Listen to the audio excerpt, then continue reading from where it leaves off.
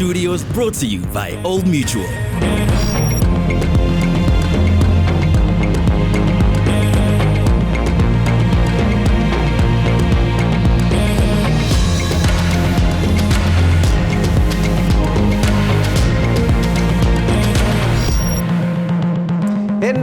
Ladies and gentlemen, today we are shooting our very first live AMPD Masterclass, brought to you by Old Mutual. This is going to be so cool. I'm looking forward to it. It's the first time we're doing this. And we're actually joined by an audience. If you can just wave so people and all the chillers out there can see how beautiful you are. So that's the crowd that we have today. And yeah, by the way, we have followed all restrictions when it comes to COVID-19. We've been sanitizing, people have been maintaining social distancing, and people have been wearing masks, so that is all good. So we're going to kick things off with our first masterclass. We're going to be talking to managers. Yes, some of the dopest managers in the countries right now. Thuli is here. She manages Maphorisa, A-Reece, Shasha, the list is endless. And then we've got Sibu, who manages Questa, and then Martin, who manages the legendary Sipho, Hotstix, Mabuse. So yeah, without further ado, let's get straight into it. Thuli, welcome to the show, and please tell us more about yourself. Hi MacG, it's good to see you again. I'm Thuli Keupilwe. I'm an artist manager / booking manager. Even though we'll unpack it later, some people think it's the same thing, sometimes it's not, just depends on the kind of person that you are. I handle artists such as DJ Maphorisa, Gabs of the Small, A-Reece, DJ Sliqe, DJ Capital, Nindo the vocalist, Shasha, Tyler, I see you. Mia Pearl, there's a, just to name a few, but those are the top guys. I started in this industry 4 years ago. I started a company called Lawk Communications, where most of my artists are signed under. And I mainly handle their bookings, so bookings being the live shows, performances, and it also obviously overlaps into me doing the manager roles, which we'll obviously unpack. Yeah, that is me, Thuli Keupilwe. Moving to Sibu, what about you? Tell us more about yourself. Hey Max, so good to see you, and hey everyone at home and here in studio. I'm Sibo Mabena. I run a creative agency called Duma Collective, and at the collective we do PR, we do events, we do social media management and influencer campaigns, as well as creative direction, and we work really hard to kind of create an ecosystem so that this last thing that we do, which is talent management, is able to be monetized. So some of the artists that we manage, Kalo, actually I only have 7 so it's easy to remember, but I have Kalo, who's a house musician, Questa, who's a hip-hop musician, DJ PH, who's a performing DJ as well as radio DJ on Metro FM. Then I have Jessica Nkosi, who's an actress, Mutsidisi Mohono, who is a super sport anchor, and Mihlali Ndamase, who's a social media influencer, like a professional social media influencer. And lastly, I was about to say, I remember, so easy. It's gotta be so dramatic, right? So I have it's different talents, different artists that do different things, and by being an agency manager, well, an agency owner, and being able to do different things, we're able to then monetize all of the different things that our talents are able to do. So that's what we do at Duma Collective, and that's who I am as Sibu Mabena.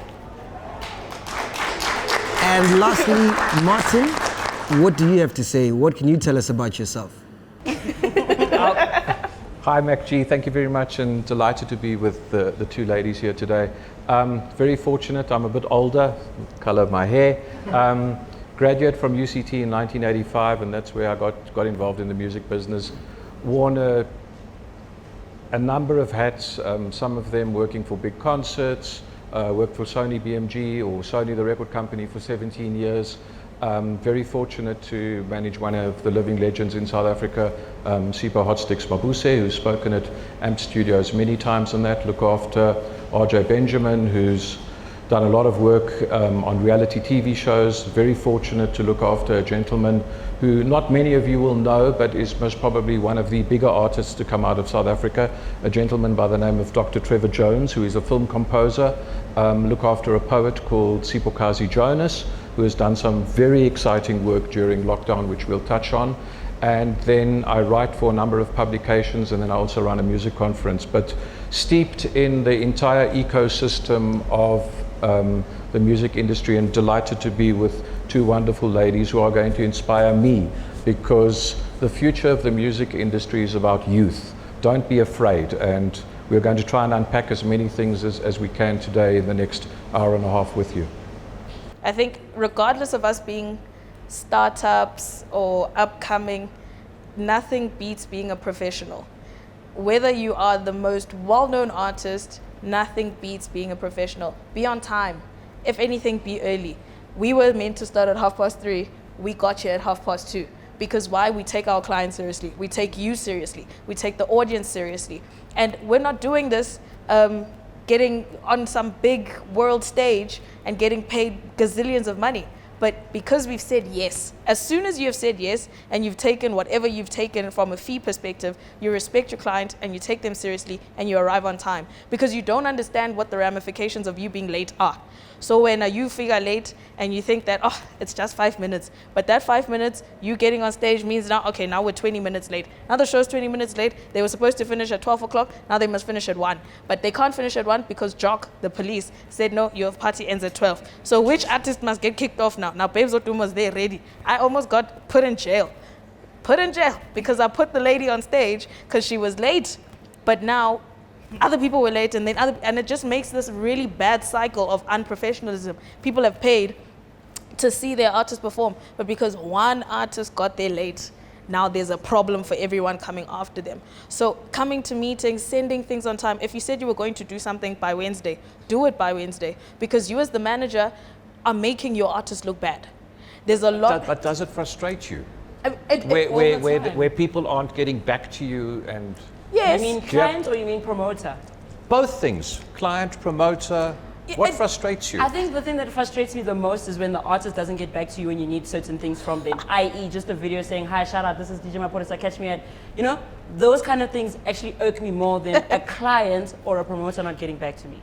You know what I mean? Because as a brand and as DJ Maphorisa or as Cubs of the Small, you doing those small little videos or you having to be at a certain place at a specific time says so much about who you are, And if you don't arrive on time, the client is not going to take you seriously, Do you go to the gigs and, as I call it, babysit the adults? This is why I'm here today with this. Because I was babysitting DJ Maphorisa and I stepped off the stage and I fractured my ankle. But that's because I know the kind of person that he is, And artists, all my artists, I treat them as my kids. They are my children. I heard you say marriage, it's children, it's yonkinto, it's everything, you know what I mean? But I treat them more as my children because sometimes they really can't think twice about certain things, You have to always think ahead of them because they think of something right now and 2 seconds later it's completely different and then they get upset and then they throw their towels and then it's over, you know what I mean? But managing that goes back to the emotional intelligence that you have to have with regards to 1 minute you're fighting with them, 1 minute you're in love, 1 minute, you're fighting with the promoter just for whatever, and then you're going back to, it's a happy family because now the gig is over and everybody's, they've got the money now, But so what rings true is know the person that you're working with. Yeah. Right, so as your artists, because artists are different. Some are literally just left-brained, super creatives, don't talk to them about anything but the music. Others are actually very analytical people who just happen to be talented and are exploiting that talent as well. So they're able to think for themselves, no, I'm on time, and they're super neat freaks. So you must know who you're working with and how to work with them. I know one of my talents has an attention span of 1 hour. After 1 hour, everything I wanted to talk to them about must be done. 30 seconds. Decisions, contracts, sign here, do this, order. After that, it's over. Don't tell me about anything. I need to go. Another artist will take long. They want to sit and ideate and come up with things. And I'm like, yo, I need to go. I've got, So you've got to know the person that you're working with. If someone asks me for a video, right?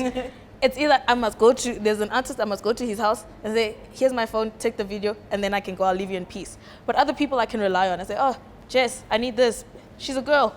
She gets it. So you must just know your people, and that'll make your life a lot easier, being able to deflect problems with your clients. Because your client wants to know that Somizi is the Somizi that they imagine them to be. Or Somizi, like the way they see him on TV and what he's done for other people, that's the Somizi they want to experience. Not the one that's tired, not the one that was working till 2 a.m. last night, not the one that has to go to another gig. And clients don't have time to understand that. A client wants to see Somizi the way they envisioned him to be, right? So when, as manager, you've got to find a way to make sure that you present that version of Somizi. So if the meeting is at 10, Somizi, the meeting's at 9:30. Rather, I say to him that the client is late than say to the client that Somizi's late. You understand what I mean? So know the person that you're working with, and that way you are able to make or present your client, who is your talent, as the person that the client wants to see. You were speaking, we're all babysitters in some way or another. And I wanted to read some of the points that I was sitting when I'm working on the plane coming up here. What you really need to have, and I'm not blowing smoke, I think we all have it sitting in the room. You need to have agility as a manager. You need to be a lateral thinker, thinking beyond today, and we've all spoken about that now, thinking about next year, the year after. You need to be analytical. We've talked about being a team player. You need to be organized. You need to be deadline driven. You need to be contractually aware. And if you don't know, seek help. Assume nothing. Be risk averse. And by that I mean, don't put your artist in a precarious financial position being, oh yes, we'll do the gig and you can pay me on Monday and the gig's on Friday. Not happening. And I've experienced that. I've experienced it going to a show in Queenstown. I was the one lashing the cash. I knew it was going to go belly up, but you swallow your pride and you go and you do it. The person who was promoting the event didn't do his work. But I knew I had to go because I smelt a rat from the very beginning. It was, in inverted commas, a favor to help someone out. I saw it as a huge opportunity to do something in the Eastern Cape, and it went what they call belly up. It didn't work. It was a charity fundraising event. But I kept the artist safe. The artist performed. We swallowed our pride. We did our work, and we came home. It was a weekend away. No one got hurt, and we made the 30 or 40 people that arrived happy, because they never expected an artist like Sipho Mabuse, as an example, to be in a little town like Queenstown. And that's what I keep foremost in my mind. I've been privileged to see things in this country that 99.9% of pale faces will never see, because I've been privy to things that are just unimaginable. You know, Cyril Ramaphosa's farewell party, doing and talking about longevity, and I don't mean to hog the conversation by any manner of the mean. Lily's Leaf, do you know where Lily's Leaf is in Rivonia? It's where Mandela and a lot of people stayed and all of that, and the trial, and the famous Rivonia trial speech, Nelson Mandela's speech. And it was the anniversary, and I know Nicholas Walpe, who runs the venue, and he's friendly with Sipho, approached us to do the function. I said, with the greatest of pleasure. I'm still waiting for national government to arrive, but that's another story. Sipho and I ended up putting the thing on. Who arrived? The former president of the Republic, because he's the chairperson of Lily's Leaf, Kgalema Motlanthe. We all get personally introduced, we chat to him, the late Andrew Mhlangeni's there, and everything else. Sipho plays with a 4-piece band. It is an amazing day. It's one of those that you go, oh my heavens, I'm privileged to be there. The former president comes to me, says, Martin, please come to my house, we're going to break bread. My wife loves that song that Sipho did, can you do our wedding in 2 weeks' time? On that note, sorry. On that bingo, we're doing the former president's wedding, personal wedding at his house. Didn't expect it. A completely different outcome. We didn't go and splash it all over social media, kept dead quiet about it, because there's personal, there's private, and there's public. That's highly personal. Yes, Drum Magazine rolled it out later, but who knew that that opportunity would arrive by doing something? Because our intentions are good and our intentions are pure. And that's what you have to look at. The amount of photographs I've taken for people with a cell phone, turning it this way, Seeps, yeah, give it to him, he'll take it. The joy that you see in people's faces because they are stars. We are all working with stars. Everybody would go, oh wow, you're working with these legends, etc., etc. They're human beings who have feelings, who get hurt, but you see the joy that when they interact with the audience, and that's what's always in the back of our mind, because you don't know, I don't know any of you personally. You could have trauma at home, you could have all sorts of things, but you've come here seeking knowledge. We want to give that, and that's the way that I look at every single thing that I do every single day. I think that's why I've lasted this long. I'm the person at the back of the room. It's actually maintaining the power of access, because the access to you having presidents next to you, and firstly not being starstruck, but also being able to find opportunities for your artists within that space is crucial for a manager.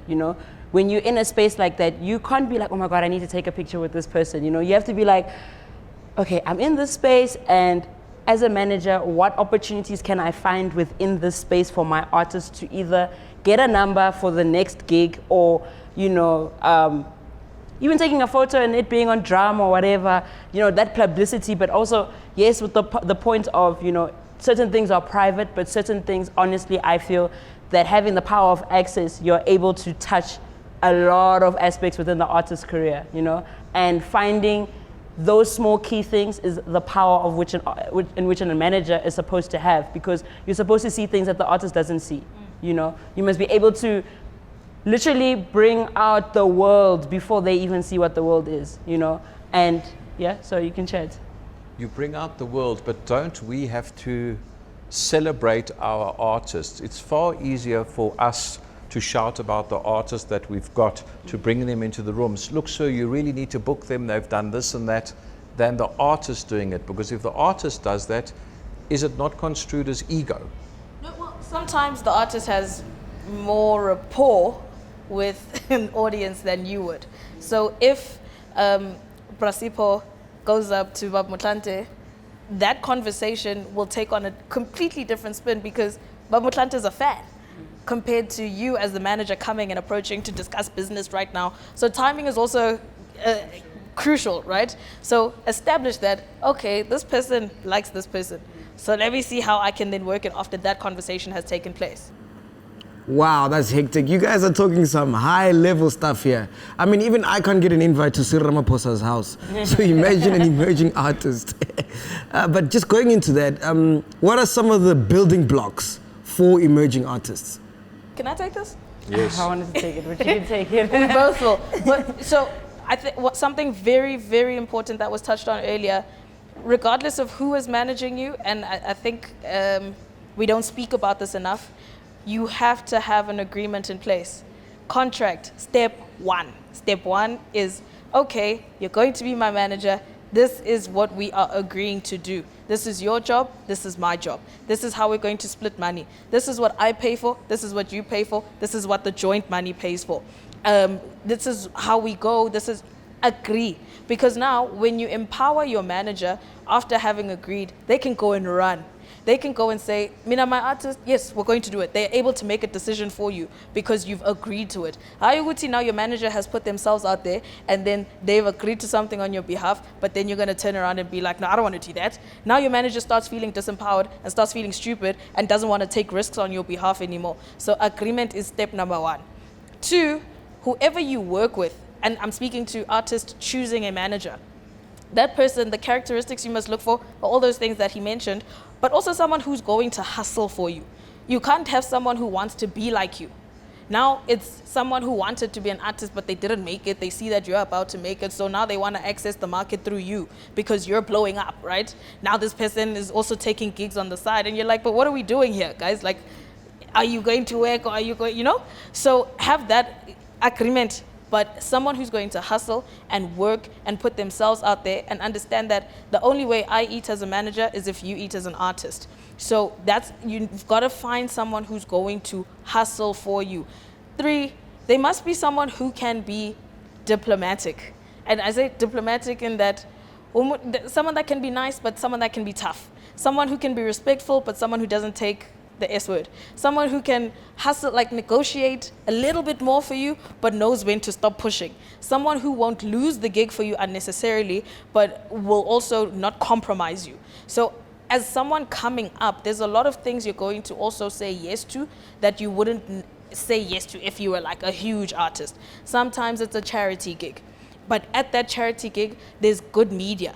So if there's good media, that's exposure. You know, people like to dumb down the word exposure and say, oh, you can't pay your bills in exposure. Very true. You can't pay your bills in exposure. However, you can build a career incorporating exposure. So when someone else has paid for free media, or someone else has paid for media to be there, a publicist, whatever, when you can benefit off of that media for free by virtue of being there. Now you're able to tell Daily Sun your story because they are at an event that you're performing at for free, for example. Don't be afraid to do things to learn and to expose yourselves to a bigger network. I think as emerging artists, we can take those risks. We have the time, we have the opportunity to take those kind of free deals where you'll get something else in exchange and not necessarily money.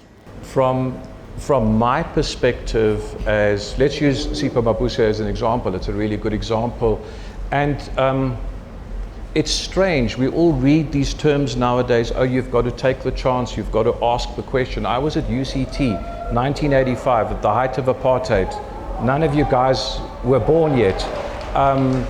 And he had this massive song, Burnout, which is still so relevant today. And I wanted him for UCT radio. And I met him and we struck up a friendship. And that friendship has lasted till today. We're like husband and wife. And I think the biggest thing, you need to fight for your artist continually.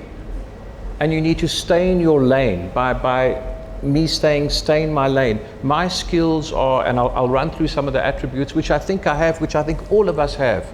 We work incredibly hard. It's not just about the 15% that you take from the gig or the 20%. It's about the setup, it's about the booking, it's about the marketing. It's about having a vision. And sometimes the artist doesn't have that vision because they're afraid. And I'm very, very fortunate with Sipho. He understands that I'll jump into the fire before he will. And I'll give you a couple of examples later where we've got an inordinate amount of press and publicity for doing something for 200 Rand or 300 Rand. But he didn't understand the initial idea and the initial ask that we were doing. And once you were there, and you've got to keep your artists safe. That is the biggest thing. Your artist is your breadwinner. And as they get older, your audience moves with you. So Sipho's not going to be jumping around in a nightclub. It's just not him. He's turning 70 this year. But if I put together a really special dinner with some P-West pictures who's standing behind us, and you auction them off for 1,000 Rand a pop, and they are signed by both artists, and you can have engagement at a dinner and perhaps an intimate performance, you're liable to sit and want to do that because you've had a quality experience, because your audience grows with you. So you need to understand where you position yourself as an artist. And Sipho, and I use this very liberally, is streetwise. He's worked hard. His first gig was at Orlando West. In fact, the first show that was ever booked for him is Irving Khoza. And we know where Irving is. So there's those relationships that you need to understand and respect. Many a time, someone will phone him and he'll say, no, no, no. And artists are easy touch. Because what do artists need to do continually? They need to be nice. They always need to be nice, and they're always saying yes. So then I will get deflected the phone call. Mart, please deal with this. And you have to deal with it. It's how quickly you turn that around, how respectful you are to the person on the other side, and how you negotiate. And those are skills that you learn as you go. I mean, we were talking about it earlier. You don't throw everything onto the paperwork. This is our fees, this is how we travel, this is what we want to do, this is our traveling party. Engage in a couple of emails because it's cold. You're not understanding the nuances of how the person is speaking. You perhaps haven't spoken to them on the phone. Many a time, a lot of the negotiations start happening on WhatsApp. I can't stand that. I say to them, please, could you email me? And here's my email address, and then I will take it from there, because I then have a paper trail. Now you might sit and say, but you haven't spoken to the artist. I only tell the artist that something is happening once it is confirmed. Imagine if you're sitting around, and let's use November coming up. Let's leave COVID out of the picture for the moment. That's one of the busiest times for South African artists. We like to perform. There are a tremendous amount of shows. Hi, Seeps, I've got a quota out for A, B, C, D, E, F, G. He goes, wow, I'm earning a hell of a lot of money. All of a sudden, none of those are confirmed. It puts untold pressure on you. You need to go with a result continually. You'd rather go and say, gentlemen, here's the 50% confirmation. As a manager, you transfer that immediately to the artist. That secures the promoter, whether you're the promoter or you're the promoter, the artist is going to arrive and perform. He then has a contractual duty to do that. And we can talk about that later if you want to. And you get the balance of the money prior to the performance, 7 days before the event. Sipho performs. The promoter doesn't pay. What recourse do I have as the manager? I've got 9 musicians coming screaming at me, where's the money? I go, no, it's coming. Well, how long is a piece of string? How long are you going to be strung along? You have no bargaining power. And that's the basis at the end of the day, what the manager needs to do. He needs to keep your artist safe. I ask for the balance 10 days prior to the event. I manage Sipho out of Cape Town. A lot of people don't know that. It's done over emails, it's done over calls. I understand him, I understand how things work. I stay in Pimville all the time that I come up here. It's my home, my second home. And I understand those workings, but you're keeping the artist safe, because the moment that gigs happened, you're EFTing the money to everybody. And I think if we walk out of here today with those life lessons, that it's key to get the money. It is a business. And I brought some notes, and I'm going to keep quiet after that. There's an artist, David Bowie, who Dr. Trevor Jones, who I mentioned earlier, has worked with. And this sums it up. Make it your business to understand the business that you are in. That's the bottom line. And the other wonderful quote that I've used many, many a time is from Dr. Trevor Jones: prepare or prepare to fail. I got up at 5 o'clock this morning to come here. I've got 2 hours of notes here.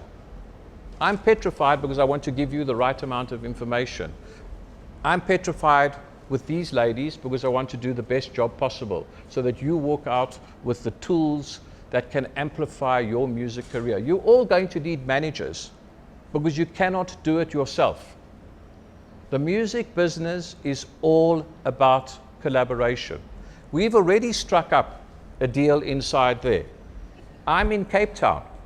I'm going to be the go-between or to guide them who to speak to. It's a different world. It's 2 hours away. How do you get to Kirstenbosch to do shows? What do you need to do, etc.? So that for me, in a nutshell, is what a manager does.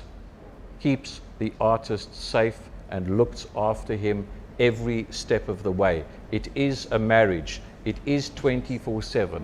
And if you don't like the music of that particular artist, don't get involved. You've got to actually enjoy what you do. Yeah. If you enjoy what you do, it's not a work. I don't know. Just to tail that, I think artist management it's not as glamorous as saying, oh, I manage so-and-so, because after you've announced it, the real hard work begins, because now when so-and-so is not making money, people are looking at you, Miss Manager, to say how, but aren't you supposed to be managing the business? So there's so much work that goes into it, and to speak on expanding a career and having it span over a lifetime, I would suppose. I think there's also other things that you look at beyond what the artist does when you meet them. As a human being, you are so multifaceted. I look at Somizi, who is a multi-talented media personality. Today he's cooking, tomorrow he's emceeing, the next day he's choreographing, the next day he's doing books, the next day he's got a shoe deal, the next day he's on a billboard. There's so many different things that an artist can do and so many different things you can monetize. Now do you drive those ideas? You have to. You've got to see sometimes you look at your artist and you see something they don't see in themselves. And you say, Mara Somizi, did you know that, have you thought about this and this and this a thing? You go and you do your nails every day and you're spending 600 Rand. What about going into a production line that produces these things that you're doing? I'm not saying that's what he's going to be doing, but if you look at someone and you're able to see what they do and their habits and their behaviors and their likes and their passions, and you're able to turn that into something you can monetize, that's one of the other roles of being a manager, being able to strategize, being able to build assets for these artists so that they can monetize things beyond what you met them doing. So if tomorrow the artist that you're managing who's a singer loses their voice, are you done working with them? I say, sorry, what we met about is now finished. What about all the other things they can possibly do? So I think when you start engaging someone that you're going to be working with as an artist or as a manager, start to look at what else can we do beyond what I'm doing right now, because life is long. Not everybody's going to be as fortunate as a Prasipo, who one song has made him so much money over so many years. There are some people who just have to work 6-7 times as hard to be able to monetize many different things. I think also artists who fall into like legendary status, they still have to work crazy hard in their 70s. Going to shows, traveling, up and down, you're on the road. That's not easy stuff to do. So do you want to be the artist that is 80 years old going to 50 gigs in a month? Or do you want to be someone who's able to look like an Yvonne Chaka Chaka and say, oh, I've got this foundation running, it's doing all these good things. I've got this business that I have interest in. I sit on a board of this company. I do this for the UN. All of these different things that she can do that don't require her to be on stage only. So those are the things that you've got to start thinking about. Imagine now in the beginning of your career or in the beginning of your engagement with someone to say, where are we going? What can we possibly see? And don't also think of your time in that person's life now. Because sometimes we like to say, it's only going to benefit me now, so let's do this now. Think beyond. What is your legacy going to be with this person? Maybe your retirement plan is not the artist. But what can you go? I wanted to touch base. I wanted us to track back a bit because I think we're talking on a very high level. I think with up and coming artists, you guys always want to go for the manager that is already, profound, or the person that, I want to go to a Sibu Mabena and I want her to manage me. Sometimes the manager that you're really looking for is the person sitting next to you. Or sometimes the person that you're looking for is your friend or your cousin or your, someone that's close by. If that person that you're trying to find can just be hardworking, right? Can have a vision and understand your vision and try and push your vision for you, I don't think what they've said right now is a difficult concept, because at the end of the day, we are learning. I learn every day. Like every single day when I wake up, Maphorisa is calling me to find out something new that I probably don't even know. During Corona, I had to find out what is publishing and who do I speak to with regards to publishing. Who do I speak to when I have to go to SAMRO or SAMPRA or, sync deals. Sync deals. I just got a sync deal for Maphorisa. It was my first sync deal. I've never done a sync deal in my life, I had to go and find out how do you cost this? How do you do all these things? But it's a matter of having somebody that can honestly and truly speaking fight for you no matter what the situation, whatever situation may arise. Because at the end of the day, you are trying to envision or rather bring to life the idea or the concepts or the creative that the artist has. Because at the end of the day, artists are creatives. They, honestly and truly speaking, don't know the business, and it's not their role to understand the business. They really don't understand the business. Just like it's not your role to sing. Exactly. Correct. I get told stay in my lane, so I stay in my lane. 100%. I don't know what keys are and chords are and the amp and the lock drum and the this. I don't know any of that. Don't put me in studio. But put me in a boardroom or put me in a meeting where I need to fight for you. I'll fight for you. And that's really what a manager needs to do. They need to protect you, they need to keep you safe, and they need to fight for you no matter what. So let me ask this. At what point what you think is right versus what the artist thinks is right clash, and how do you then navigate the decision making as a manager?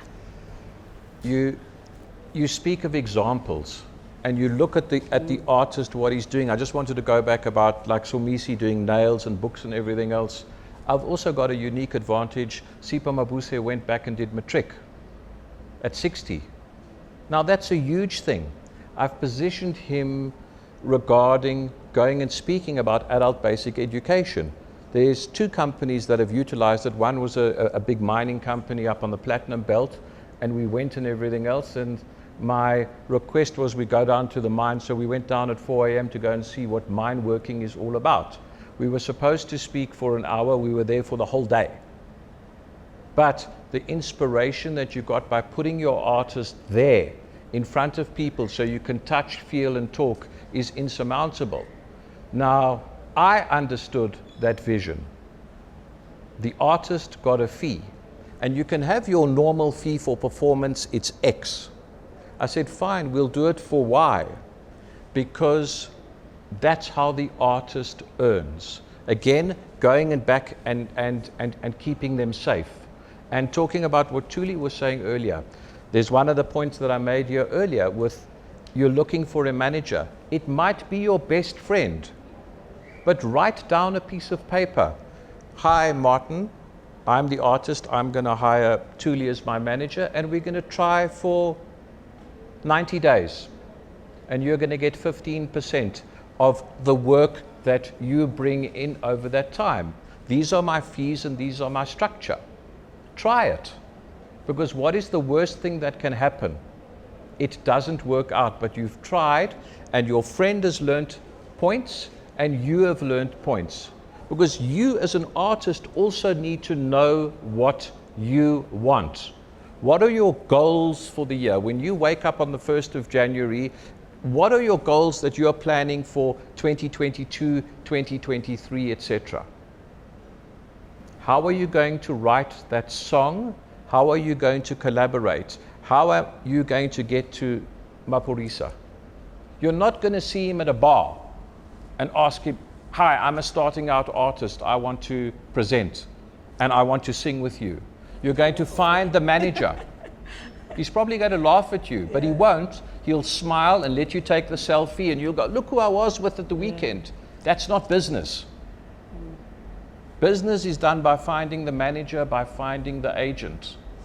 And the really good managers and really good agents are the ones who are just quietly in the background doing their work. That's what it is about. And if you can find that balance, you're then well on your way to making a success, because it's an incredibly hard industry. If you think this is 9 to 5, then you might as well leave and walk out the door, because that email can come in at 20 past 9 where they spell Mabuse with a Z-A when it's an S-E. I don't freak out. I reply in the morning, I just change it, S-E. Dear sir, thank you so much for the request. Please note the spelling error is incorrect. And then you quote, how do you want to engage? I made that mistake with a musician called Nile Rodgers, and you know the name, who he is. I left out the D. The manager hit the roof in New York. And you must remember, this is a global game. When you're on the internet, you're the center of the universe. And that's the way I look at it. I try and position myself to what would the Americans do, what would the Europeans do. We were talking earlier off air. I learned so much in Germany. I also learned so much in Germany. When they say it's 4 o'clock, it's 4 o'clock. It's not you arriving and plugging in. There's no such thing as African time. It doesn't exist. There's no African watch. It doesn't exist. I toured there in 1989 with Don Laka, Jimmy Mgwandi, musicians who are seriously established now. We arrived at 4 o'clock. The sound check was at 4 o'clock. By 5 o'clock, they were ready to start. The sound was off. We start at 4, not 5. They were never ever late again. Never. Prepare or prepare to fail. Sipho Jonas, a poet, master's graduate out of Queenstown, performed at a conference that I run called Music Exchange. 2 months ago, someone found her on Facebook, an ad agency. Can you do this thing, etc., etc.? There's no money. She passed it over to me. I wrote a long letter to the ad agency with a short, what's called a one-pager. And I think this is where we will touch on as well, how you present yourself to people like this to get interested to be managed. A one-pager on what she'd done, what she'd worked on. We'd love to do the work.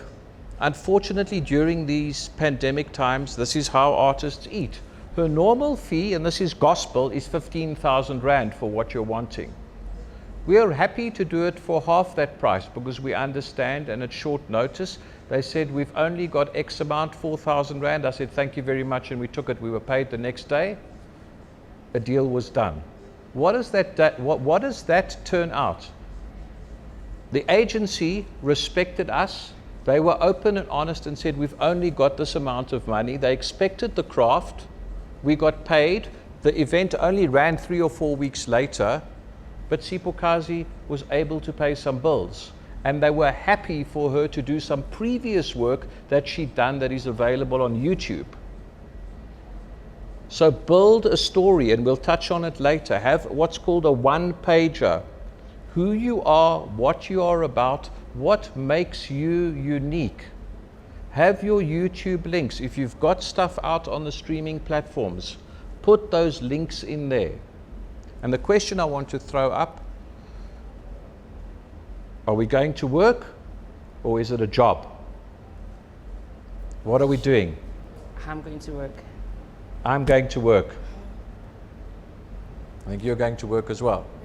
It's not a job, it's work.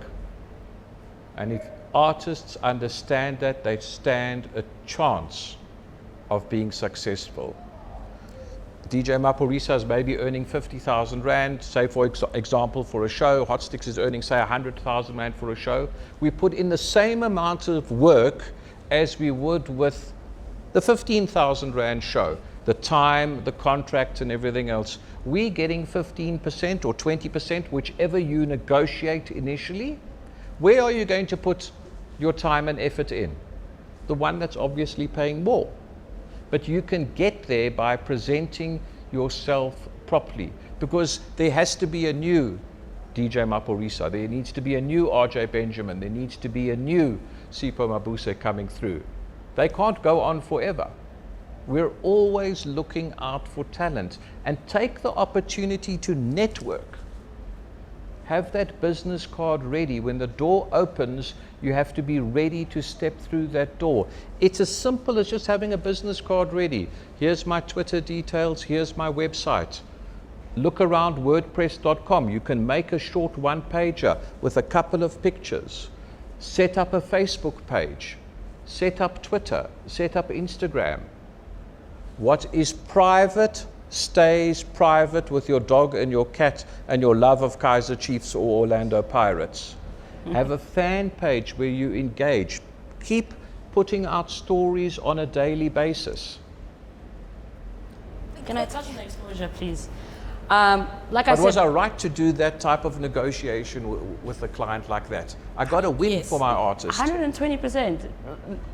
Even if they paid you 10 Rand, the exposure to that is everything, you know. For me, I wanted to just touch on exposure based on the fact of how you guys, you know how artists are, they always want to go to gigs, they want to get paid for gigs, they always want to just be at the top all the time, and sometimes it's really not like that, you know. Especially as an up-and-coming artist, in order to get that exposure, you need to go to those gigs. You need to go find a Thuli who's standing behind DJ Maphorisa, or who's standing behind Shimza, who's standing behind PH or whoever, because half the time they're really there, and actually get their number. Because half the time, as much as you may be scared to speak to the artist, the manager's there for a reason. It's not, maybe not the manager, maybe it's the road manager, it can be anybody, but someone that's part of the team. How I started in this game, let me just quickly track back, is that I approached DJ Maphorisa at an event. You know, I approached him and I said, look, you're so cool. You know, a fan moment. I think you're so cool. I think one day we're gonna work together. That's what I said to him. And he thought I was joking. He thought I was cuckoo in the brain, right? A couple of years later, I get a phone call from him and saying, dude, I remember 1, 2, 3, 4, can we work? And at the time, he was doing like a festival or something like that. And he needed me to help him with something, you know? I believe that as an artist, certain things you put forward before you even think you're gonna need it, you know? A moment of you just coming to me and speaking to me and saying, Thuli, I'm this person and I do 1, 2, 3, 4. This is my social media platform. You might not be serious about me right now, but one day you're gonna notice me. You know, moments like that start a process in your mind that allows you to become great. Because if you as an artist do not believe in yourself, your manager's not gonna believe in you at all.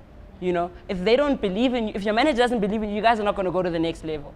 You know, so you guys need to find it in your spirit, in your soul, in your everything, you know, planning ahead, but without not even realizing that you're planning. I don't know if I'm making sense.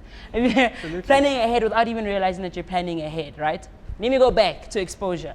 Small things like going to an event, speaking to the promoter and saying, look, dog, you don't know me. I'm this guy. I've been coming to your shows. Please, can you, you know, next time, just one song type thing. The promoter's gonna say to you no, maybe 10 times. But the 11th time, he's gonna say yes because you know what? DJ Maphorisa arrived late and he needs to fill that 10-minute space, and that is your opportunity, right? You get booked, that one, okay, he doesn't pay you, it's the exposure, right? You just want that platform to speak to people or sing to people or rap to people or whatever the case may be in that 10-minute slot because DJ Maphorisa is late. But that 10 minutes, if you think about it, how many promoters are in the crowd watching you at that moment? And also with the cell phone, a smartphone, get someone to capture that 10 minutes for you and rinse that 10 minutes and use it for every other promoter and say, 100%. Look at these people screaming my name. That's what I do for Daliwanga. Daliwanga, people know Daliwanga's voice. They don't know his face, right? They know his songs. They don't know his face. So when I'm trying to sell Daliwanga, they're like, who's Daliwanga? Then I sing the song to the promoter. I literally sing the song like Friends with Benefit. I'm there trying to sing it. And the promoter's like, I don't know this guy, right? But the road manager is there taking a video of him when girls are screaming for him or whatever the case may be. And I say, no, this is Daliwanga. And the minute I send that video, it's like, get the man, all right. Okay, we're booking him. Just because of the fact that we're in a crowd, he was in a crowd and he was singing and people were going crazy over him. That exposure, that 10-minute video that we had is now getting him the next gig. And even if it's not paying him his full fee and it's paying him half the amount or maybe even nothing, it's putting him on because there's how many promoters in the crowd? You don't know. They could be 10, they could be 15, they could be 100 promoters. Everybody in that crowd could be a promoter for all we know, you know? And that exposure is for me the most crucial part because artists actually make most of their money from live shows. So if you're building your rapport in terms of going to gigs and getting gigs and people seeing you and actually getting paid for it, that money comes to you. Yes, I'm taking my 10%, I'm taking my 15%, but the rest of the money goes to you. And that money, most importantly, you guys actually need to use that money to put it back into yourselves. You know, that's the most important. You need to invest in yourself because if you don't invest in yourself, who do you expect to invest in you? You know, so those are like, sorry, this is, I'm even like going off on a tangent, but those are important things that you guys need to understand is that exposure is a very valuable thing. It's the most amazing thing in the world because all artists started like that. Yeah. There's a picture of DJ Maphorisa when he was playing in his garage and, you know, he was, you know, no one really cared who he was. And look where he is now because he played at weddings and he played at this and he did that for free. Yeah. You know? But there's even like TV platforms, right? Someone gets invited to a TV show. Big artists get invited to TV shows. They're not necessarily getting paid for an interview on a Channel O show, but they understand that there are 400,000 people watching this show. So I'm going to take my time out on a Wednesday and get there at 8 o'clock for that call time and put on makeup and perform like it's a Friday night and I've got all the energy in the world. Because of the 400,000 people watching, one of them is a brand manager, one of them owns an event, another person is a booking agent, another person is in the country from America and they've turned it on in the hotel and they're like, oh, who's this guy? So exposure, if it is the right exposure and you're not being exploited, can be used as such a powerful tool to turn your career into something bigger. And as a manager, also, when I said hustle, you must also go and get exposure. go and be exposed to what's going on in the world, right? So when Thuli says go to a show, sometimes you can pay for yourself to get into a show. You don't know who you're going to meet there. The first event I ever worked on, I bought the ticket to work at that event. It's called Masters of Rhythm. From Masters of Rhythm, I met a team, and from there, I was able to work on a show called Street Cred. But that guy that I was working with, we worked on an event for a big brand, and we ended up doing the Kendrick Lamar tour. From the Kendrick Lamar tour, the guy who was the brand manager for the sponsor of that tour was now moved to MTV. And he was like, hey man, I remember this girl who does this thing. Now he calls me to come and do a job at MTV. Now I'm working for MTV. For MTV, I'm doing the MTV Awards. All from paying for one ticket to go to Masters of Rhythm so I could pester the promoter to say, let me work for you. Exposure.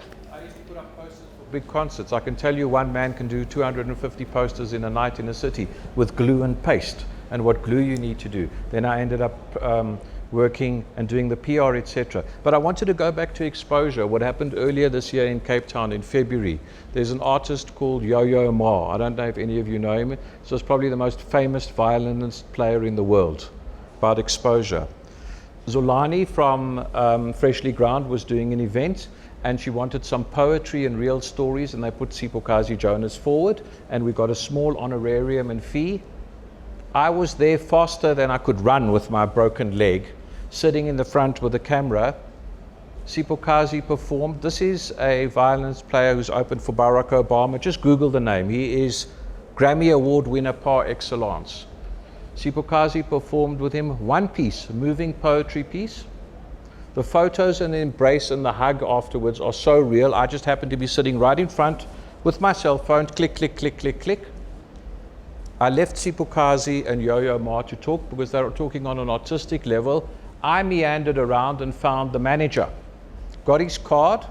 2 weeks later, he performed at Kirstenbosch. There were, I think, 6,500 people with one man with a violin on stage playing the Bach suites. One man at 600 or 700 Rand a ticket, etc. Now we needed to write a thank you note. So what did Sipho do? She took one of his composed works that he'd done, and she put a poetry piece over it and sent it as a blocked out YouTube link for the management to look at and see. That is being creative, being clever, as opposed to just writing a thank you note. Look what that ticket did, because you never know what's going to open the doors. It's taken me 10 years to get onto the stage because of that man sitting over there, John Savage. Because people are watching you all the time. You never know who's watching you in the room. And that's what I think drives all of us. I've got huge respect for these ladies. We formed a WhatsApp group. Oh, I want to look to ideas that you've got. No. We're here to share. We're here to find the next set of people that we're working with. And that's a very big point. There aren't a lot of managers in this country. And it's not something you can go to the University of Joburg and apply to study, right? I want to study a course in talent management. But what you can do is read. What you can do is research. Guys, the World Wide Web is so accessible and has every piece of information you can imagine. You could Google how to be an artist manager. Of course, the information is not going to come to you in a tweet. And step 1, step 2, step 3. But if you were to sit and read through all the things that come up and decipher what makes sense to you, what makes sense to your environment, what makes sense to the type of artist that you're working with, you could come up with so much information. So we sit here and we sound like we know it all, but we only know what we've experienced. And there's still so much that we still go out and research. Publishing, licensing, syncing. What's the difference between an ISRC code for distribution? What's a DSP? All of these answers I got from Googling and asking and trying to collate it all into one single thing that's going to make sense for what I need to do. You cannot be lazy as a manager. You've got to be creative. You've got to be admin orientated, and you must just be an all saver basically. And there's no easy step-by-step guide onto how to be a manager. But what you have to know how to do is figure it out. Reading. Let me give you what I read every single day. It's free. You've all got smartphones. The Billboard Daily, which is the music Bible in America, and no matter what anybody says, America controls the music universe. There's a book written by a gentleman called Alan B. Kruger, spelled Krueger. He was Barack Obama's advisor, called Rockonomics. It's about 300 and something rand. If you can't afford it, club together and get it and share it. It is eye-wateringly brilliant. There's a gentleman by the name of Bob Leftset, Lefsetz. He publishes a blog on a daily basis, covers everything from politics to artists, and some are good, some are bad. And there's another thing called Music Business Worldwide. It's all about the business of music. They come into your inbox on a daily basis, read them, look at them. Another book, Artist Management by Paul Allen. That is my Bible. Like, when I'm not sure, I open that book and it explains and I understand and we move. So, yeah. And since we're talking about reading, the South African Music Business, brilliant book. It just explains things in basic South African English. Okay, so there's information out there. It is so accessible. And I think a lot of us struggle with, oh, but I don't know how to do this. Or the biggest one, where do I start? Ask the question. Where do you ask the question? Google is your friend. Wow, this is really great. So far, so good. So I'm thinking, let's take a quick break. We'll come back and see if we can take some questions from, anyone from our audience here. So, yeah, let's take a quick break. We'll be right back. AMP Studios brought to you by Old Mutual. Making a nyugu these days, go rough. Just ask that guy. So that's why you need Old Mutual rewards. They're lifing. See, these guys actually reward you for being ukleva ngenyuki yakho. Anybody can join, and it's free. It's my son's birthday tomorrow, so let's earn some points. Now turn my points into cash, and they send a voucher. Then just shop, show, and scan. The time is now. Sign up for free to Old Mutual Rewards today. Hi, I'm Sam. I'm also Sam. Meet my little Sam. Only the best for my son. Sam! I'm Sam! This is Sam, live. I'm Sam. No two people are the same, so why should their cover be? New personal cover from Old Mutual lets you build the cover that's right for you and your budget. And it's easy to change as your life does too.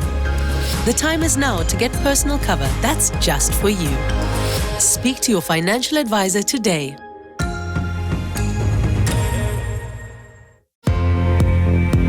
AMP Studios brought to you by Old Mutual.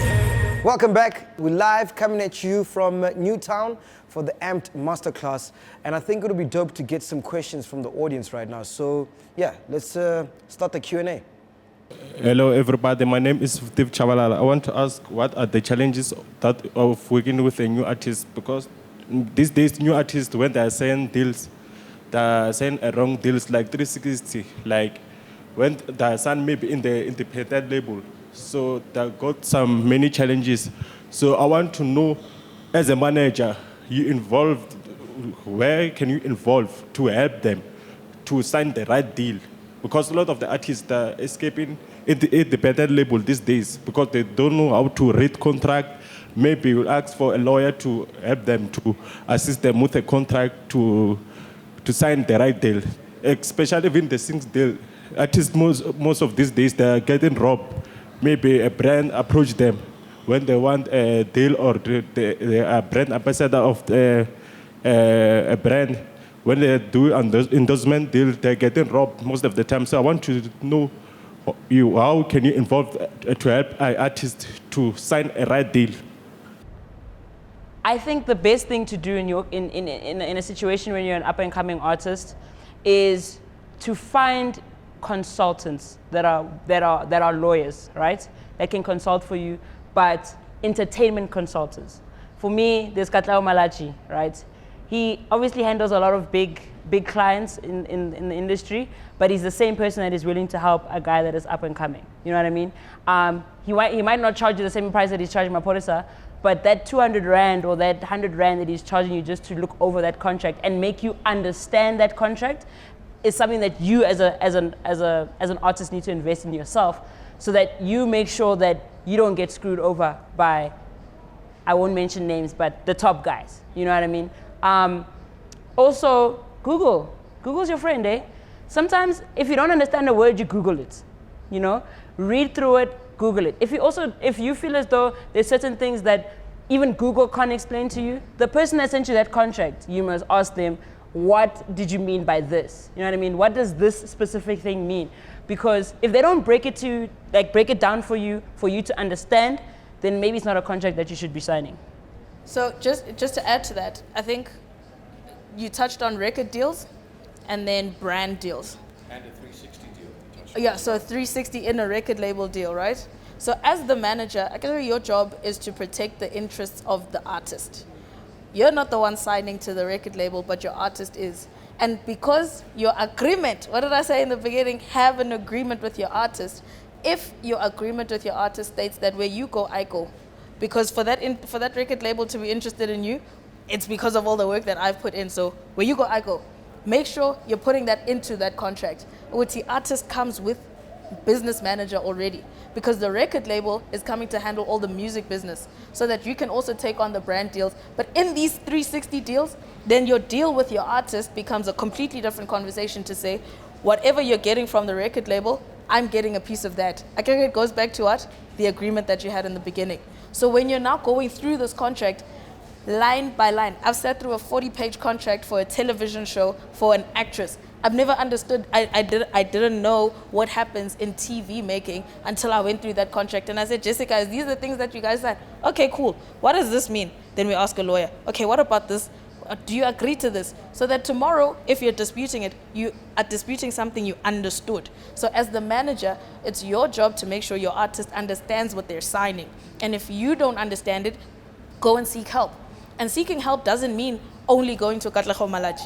I mean, he's going to kill you for saying he'll do it for 100 rand. Yeah, but there's legal aid. We see adverts during Generations every day about legal aid, the red and black guys. You can go and seek advice there. You can go and seek, again, advice on Google. Ask a teacher. Go to a student studying law. Go to the law faculty at a university. There are so many... Come to AMP Studios. Come to AMP Studios. Speak to people here. There are so many options for information. That's why this place exists, for exactly that question.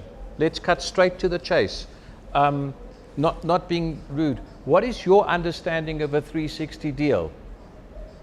I take your toenail, your shoe, your hat, and a piece of your hair. I take everything. It's a little bit of the publishing, the record company, the live performance, the merchandising for the t-shirts. The brand deals. You can go, there are so many places you can go to find out about the 360 deal. But I think we're jumping ahead of ourselves. You need product to present to the record company. That's why they're signing you. And I want to throw out another question. And I know this is supposed to be a Q&A. Why do you want a record company? Can't you do it yourself? And you can. You've got all the skill set available here, and there are apps, there are companies like CD Baby that you can upload your music to yourself. I mentioned bands that I'm listening to. There's a band called Osmosis. It's a drummer called Omar Hakim, who's played on every record imaginable, including Daft Punk, David Bowie, Sting, etc., etc. His wife is Rachel Z, a 2-time Grammy Award winner. They're on the way to being nominated for a Grammy. This is a super group, jazz group. A guy called Kurt Rosenwinkel on guitar. They released the entire thing themselves on CD Baby. Now, these are people at the top of their game on a global scale. Released it all on CD drops Baby. His music via CD Baby, just by the way. And you guys, there's a lot of people that think he's the superstar, but he's the same guy that drops his music on CD Baby. So it's not a difficult thing for an artist to do. You can actually do it on your own. But I will say, things to look out for in a contract as a manager if you are going to consider any deal. The term, which is the time span of this deal. Very important. And if you see a word that says perpetuity, run for your life. Because perpetuity means forever and ever. So with anything in life, put a time limit to it. Even our lives don't continue in perpetuity. So always dispute that. Obligations. What are your obligations or what are you promising over to those people? What are your deliverables? What are they saying you're going to owe them? And then what are they giving you in return? I think for me, those are the three things I look out for. What is the term? What are my obligations? And what am I getting in return? Because if I can just understand that fundamentally, then I'm able to start reading between the lines and say, okay, but what is this? This is the deal, and then everything else. Things like exclusivity for brand deals. The exclusivity must have a term as well.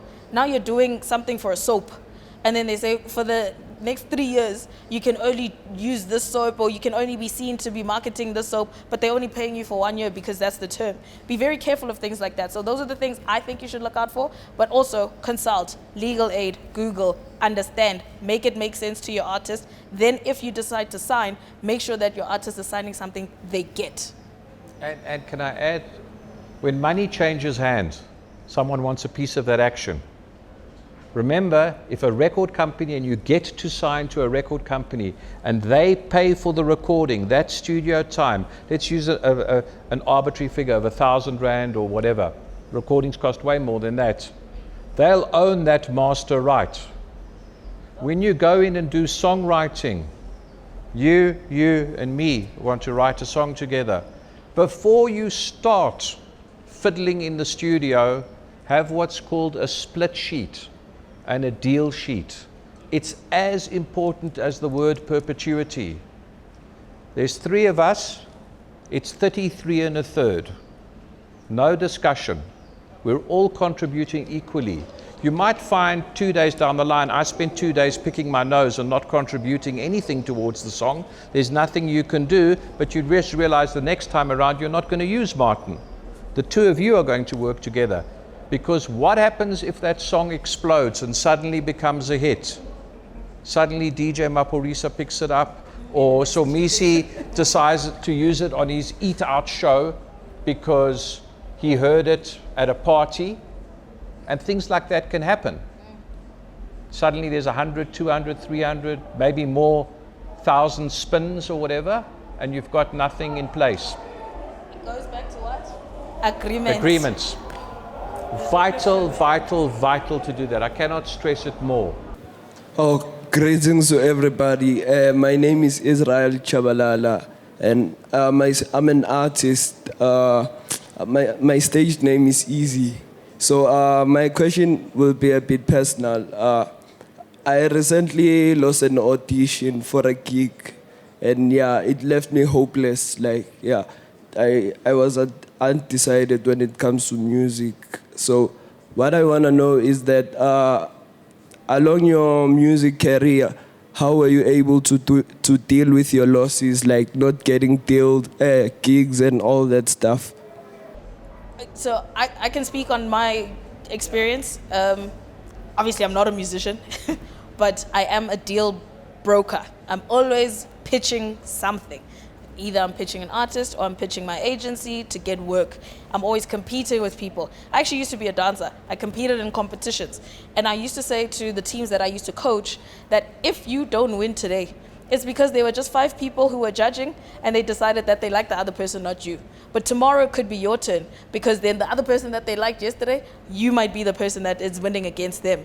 So sometimes I think we internalize no's and make it so personal. We would say, when they're saying no to what I've done, they're saying no to me as a human being.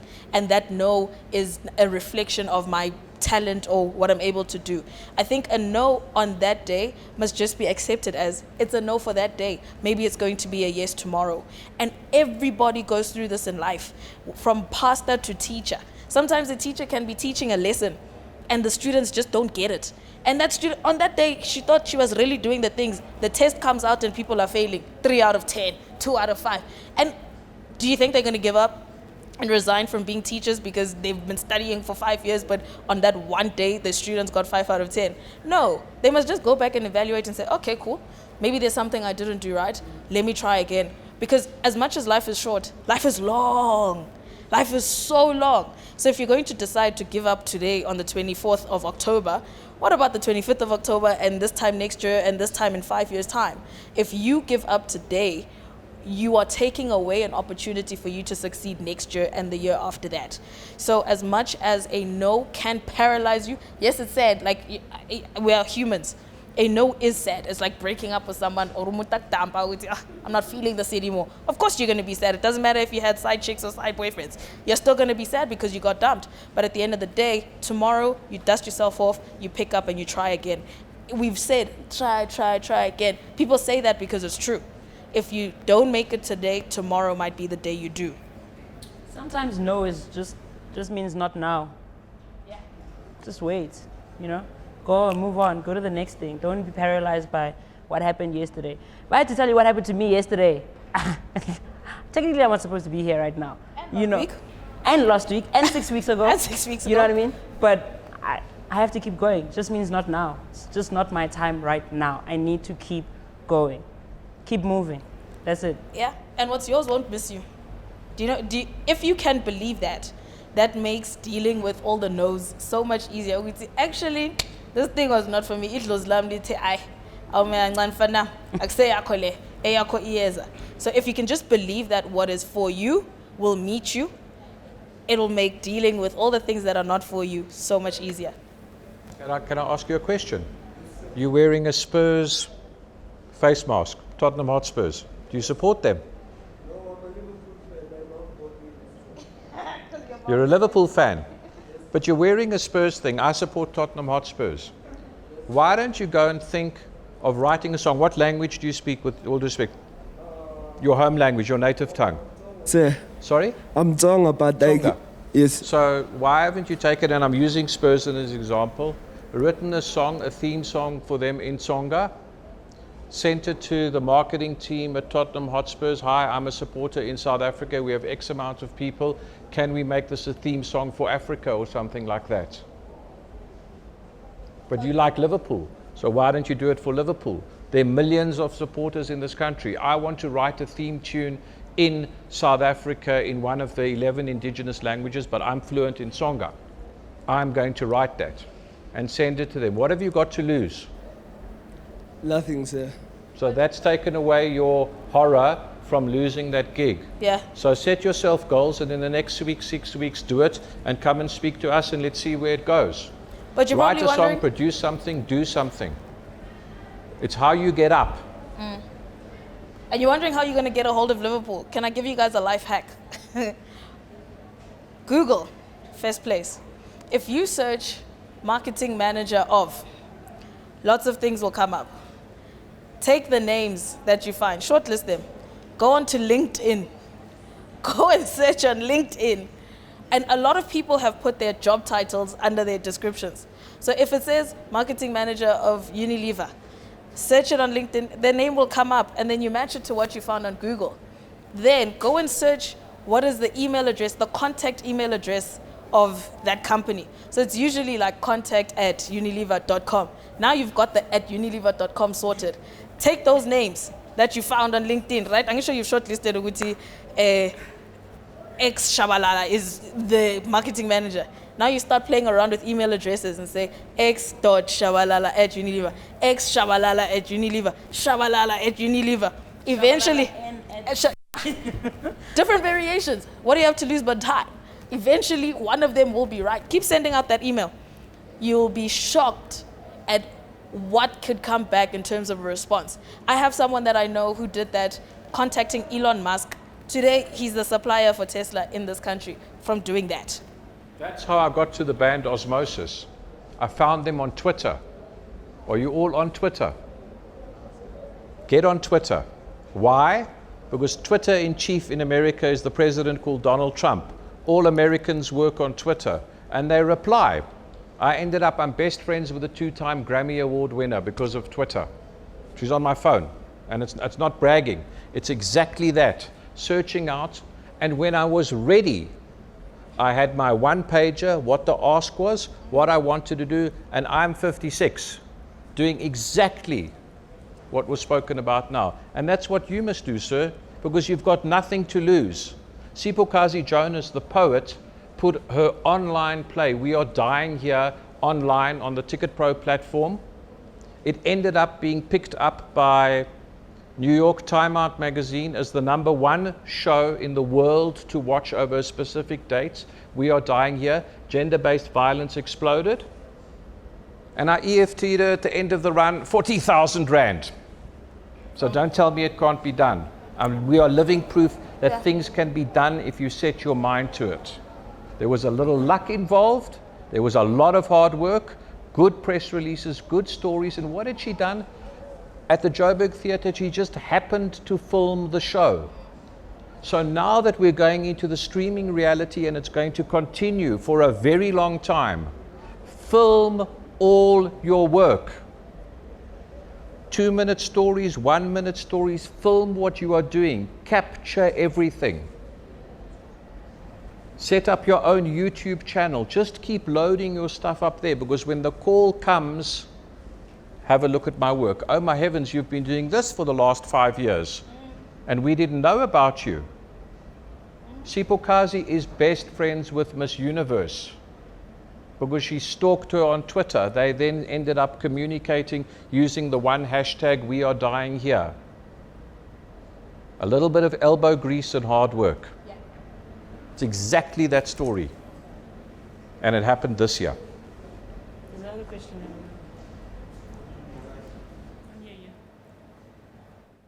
Good evening. My name is Busani, producer DJ. I want to ask a question due to something that is happening to me right now. A cousin of my friend said he wanted to manage me, so I agreed to it. So I want to ask you, does managers ask a fee to manage a person? So there are many different structures to how a manager can get paid. One, I want you all to understand that we're all here to work.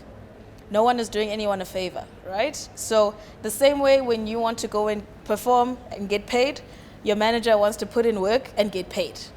There are certain things that are very hard to quantify and say, this costs 2 Rand 50, this costs 5 Rand, this costs 10 Rand. Things like putting together these one pages, these documents. Umuntu must sit and type and write and think English. You know, thinking about English is hard. Describe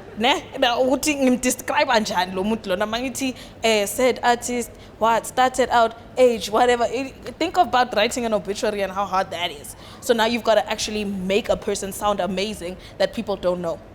That's time.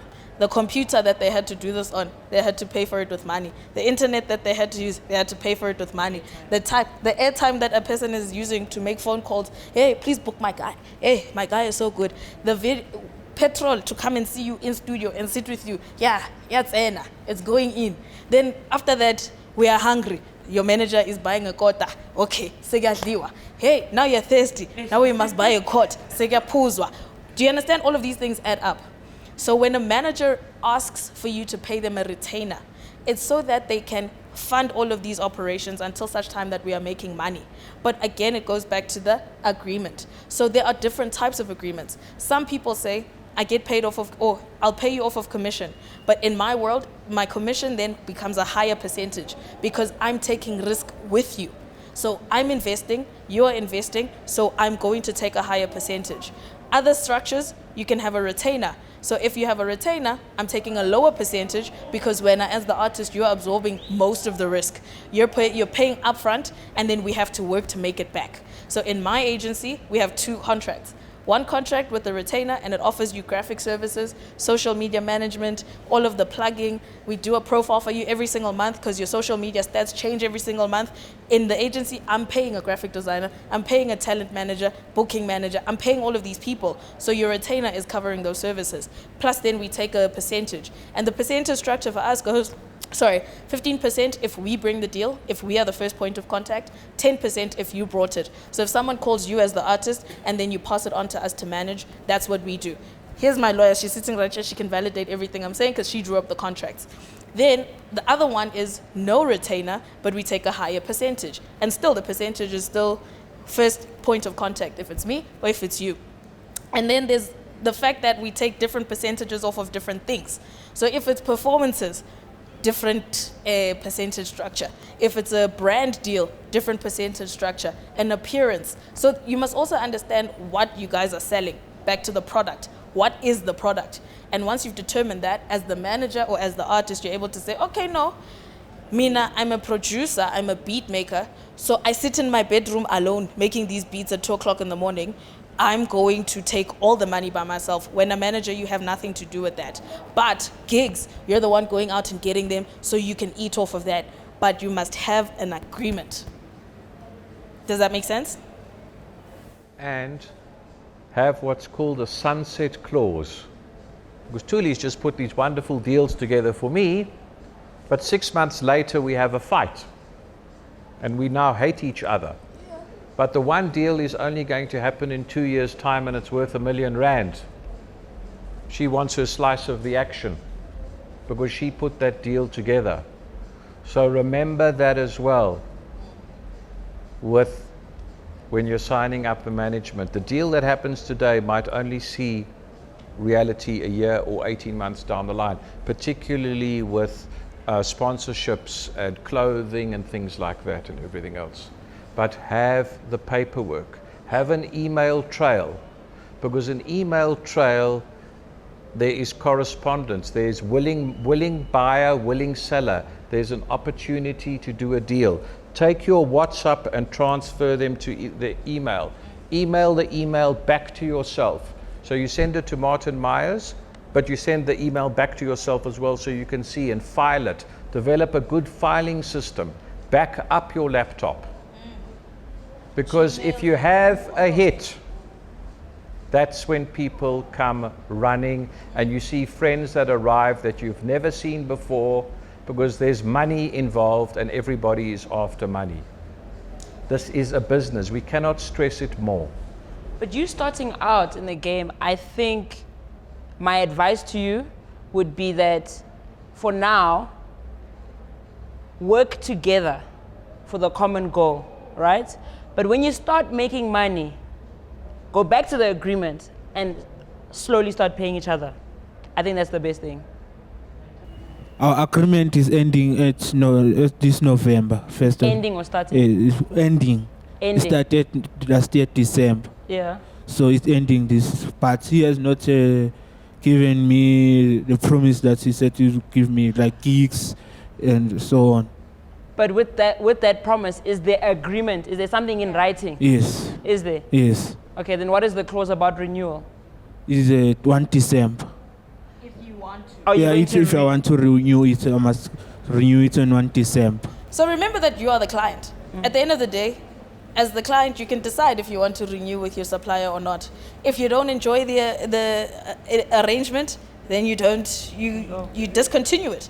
And if you do want to fix it, maybe they are a good person and he knows how to work. There's just things that need to be fixed and adjusted. You can always adjust them. That's the nice thing about agreements. Isn't it? You can adjust as long as you both agree to the adjustment and it is written and like noted and there's a paper trail for it. Because what an agreement does is just like in a marriage. The marriage contract says, if this happens, this happens. If this happens, this happens. Because when emotions are high and money is involved, segaliwa, and it's awkward. So just as long as you have that agreement, you're cool. But also look back, like think about the past year that you guys have worked together and see what were his strong points and what are his weak points and see how maybe the weak points, how you can actually fix that. That's if you want to continue working with that person. Because you'll just find that maybe he didn't know a certain thing or he was maybe lazy to go find information about 1, 2, 3 and that obviously has given him his shortcomings. But sometimes if you just collaborate together, because it's a marriage, you can't expect everything from him. You can't expect him to do everything. You need to also contribute, you know? You also need to assist here and there because honestly and truly speaking, a manager can't do it all. We can do it all, but we can't do it all, you know? There's certain things that we don't know that you may know, you know? You might know the promoter. You can speak to him, chat to him and say, okay, you know what? If it's only my manager. The manager doesn't know that guy, but because you know that guy, you're building a relationship and, you know, you're also building the manager's confidence because, you know, you've given him that opportunity. So don't always expect, contribute also. It's a collaboration, it's a marriage. Yeah. Sit down. The two of you get together and exactly what Thuli said, write down the points that you liked about your manager and the points you want fixed up.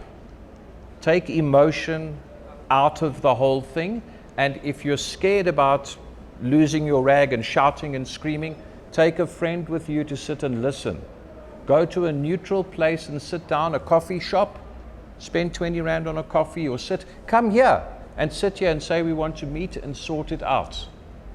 Because there's also another saying, better the devil you know than you don't know. Because you're going to leave your manager because you're upset with him. Now where are you going to find someone?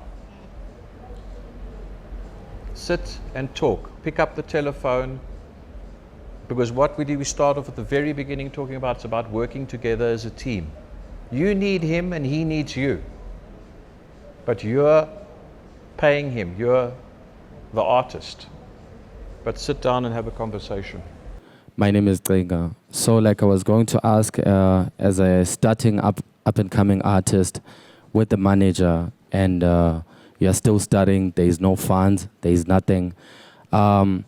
With like what you were saying, sir, in working on the product, there's studio sessions that have to be attended, there's beats that have to be bought, there's music videos to be done. How do you all go around with the monies? Like who does what? And so you're starting out and you're worried about the money. You've got a manager. Can I give a solution to that problem? And then we can open. Why don't you go 50-50? For every 100 Rand you put in, your manager must also put 100 Rand in. And whatever you make and create in that process, you go on an equal share for a certain time period. For song Martin Myers, we're working on song Martin Myers. The studio's costing 100 Rand, 50 Rand, 50 Rand. This is costing, and you split everything and you log it all down and you recoup. That means get the money back for those expenses first. Worry about the video later. You've got to get airplay and you've got to get it to managers and people to listen to, and you've got to get it to radio. That's what you need to do. But you haven't got funds at the moment, so why don't you just split it? That will solve your problem initially while you start. And I think the thing of hustling, right? A lot of the biggest artists in the hip hop world, at least, all hustled together. Like Jay-Z and Damon Dash were hustling together, but Jay-Z is the artist. Questa and Nota and Leroy have been hustling together, but whatever I find, I put into, let's do this thing. But they log everything and say, okay, split ownership. It's just like any project that you're going to do together. What we need to pay for, let's go out and find the money. If I need to work at a bar for 12 hours, okay, cool, fana, I'm hustling, I'll get 100 Rand tomorrow, sharp. Omunye, I'm going to ask my grandfather, mhlambe angboleke 100 Rand. Omunye, I'll go to the bank for a loan. But know that everybody that you're working with is going to put their skin in the game, and if they put money in, they must get money out. So when, as the artist, don't look at these people as your help, because if they're putting in money, you must be ready that when this thing pops, they're sharing the money with you. And that goes for any kind of business relationship. It doesn't have to just be about music. Whatever we do as partners, we all put in and we get out. So be ready for that, Uti. When your manager is the one feeding you, like I made that whole example, remember them when the money comes. And don't be that guy that now gets a record deal and goes and signs and forgets about his boys who were there, putting in money, putting in time, putting in resources, hustling your mother's car, doing this, stealing that, what. And now you've forgotten them because you've made it in the big time. It's going to be hard in the beginning, but also roll with people that are going to go as hard as you. Don't go for the guy who's always there but has nothing to offer. Not even a lyric. So if you're going to choose your circle right, and choose people that are going to make things work and not be there just for the cool, because now all the girls like you because you're popping, because you have a music video on channel. Oh, now your niggas want to be there, be present, but they're not adding or contributing anything.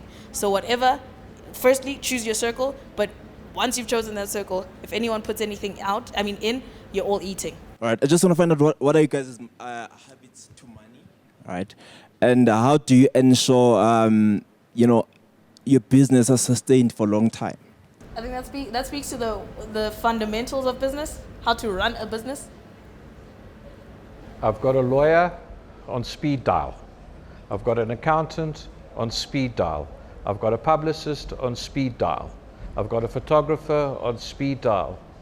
And I defer to them continually as a grouping. I've got a business account, Triple M Entertainment. It's VAT registered. I've got my own personal account, Martin Myers. I bank at Nedbank.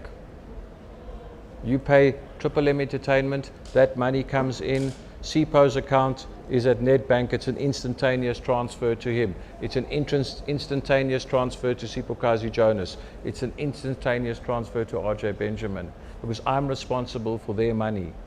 Because bear in mind, when you sign the contract as a manager or an agent, something goes wrong, they're coming after me, not the artist.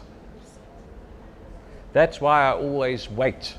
Get the money in and then I disperse the money. But you have to have a team around you. To give you an idea, a decent lawyer is 800 Rand an hour. So when you're gigging and doing a gig and someone says to you, oh, we're going to pay you 2,000 Rand for the hour, take it. Because 2,000 Rands in a month suddenly becomes 8,000 Rand. We were doing talks around the country and we worked in a little place called Beaufort West. There was one kid, he was about so high. The DJs were charging 500 Rand a night and he was managing 10 of them and he was taking 10%. I suddenly started doing the sums for these kids in this little town of Beaufort West. He was making 8,500 Rand of his 10% commission a month. 50 Rand here, 50 Rand there, and he was running around in a little one-horse town. He had a business account, he had a bank account, and he asked questions, and that's all you have to do.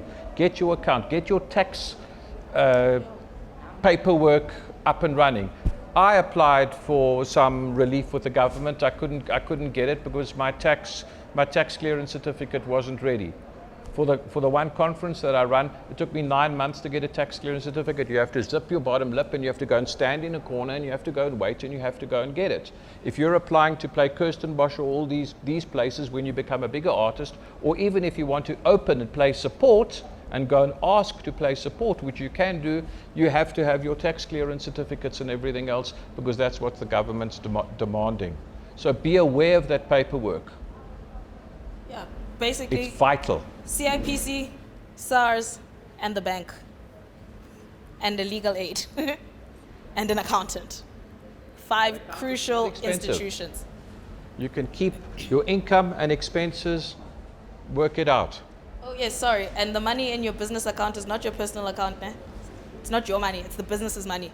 So a big key thing from a money habit perspective, start paying yourself a regular amount, a salary. So just because 100,000 came in today and then another 50,000 is coming next week, another 100,000 is coming in 5 weeks, I can pay myself 80,000. No, salary and project, because you don't know when COVID is going to hit you and all of a sudden this 100,000 Rand salary of yours is not sustainable anymore.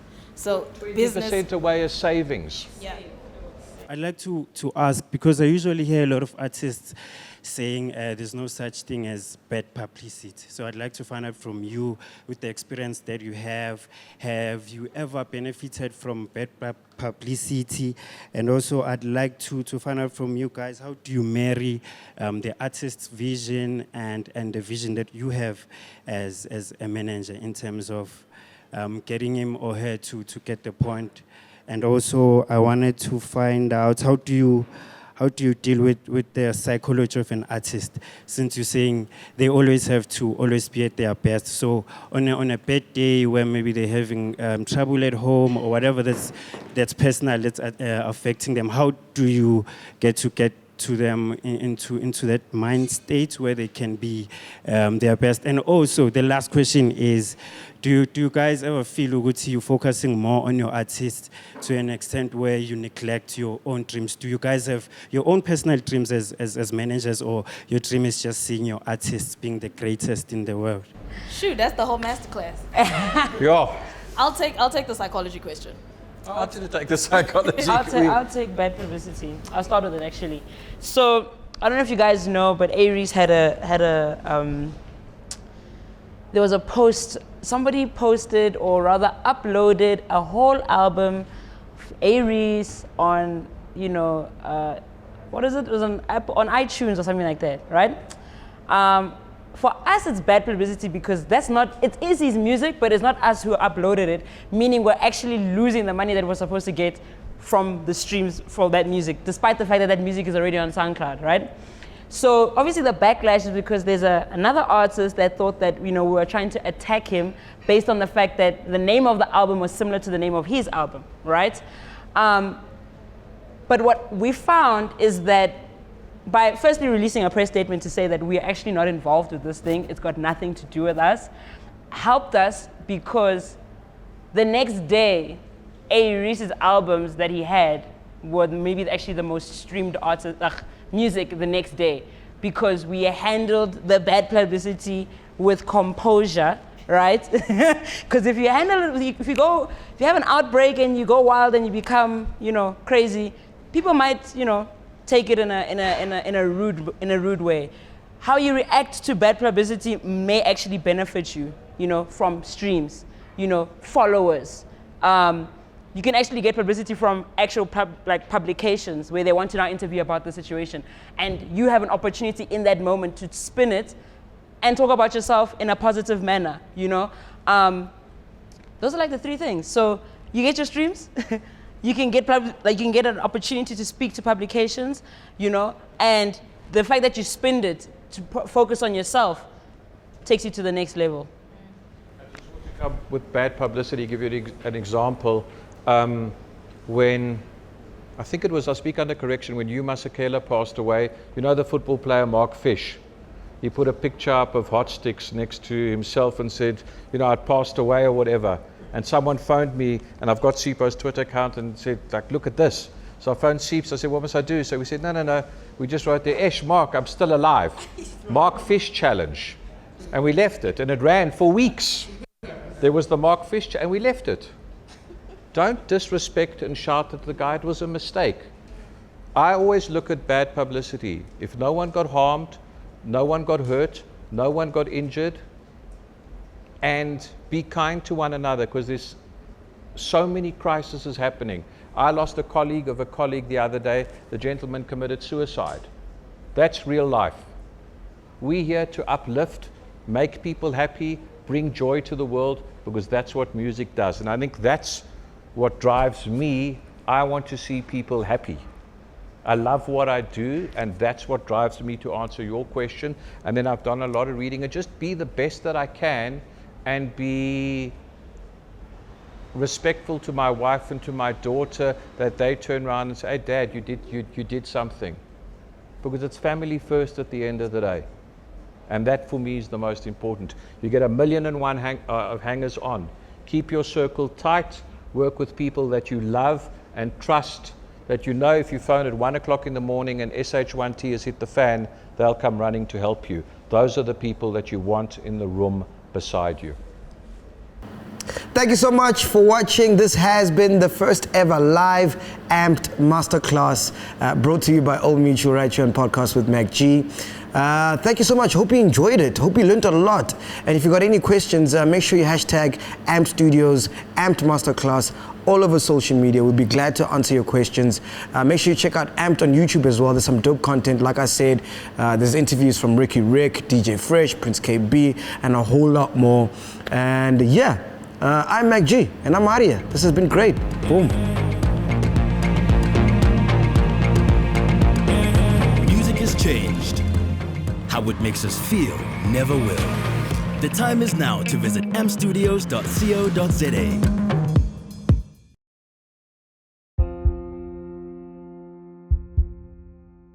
As you build your career in music, as you build your brand, make sure you diversify. A lot of artists who are struggling financially right now are those who don't have alternatives. Create multiple streams of income. As an artist, your brand can actually open doors for you. You can be a social media influencer, you can be a brand ambassador. Capitalize on your brand. Make sure you have multiple streams of income. That is what you need. Artists with a strong online presence are in a better position to make money even during the pandemic, simply because they had a proper plan in place. So you cannot achieve that unless you partner with a financial advisor. You cannot be relying on concerts. If no concerts, no bag. For you to secure your bag, make sure you multiply your streams of income. Music has changed. How it makes us feel never will. The time is now to visit ampstudios.co.za.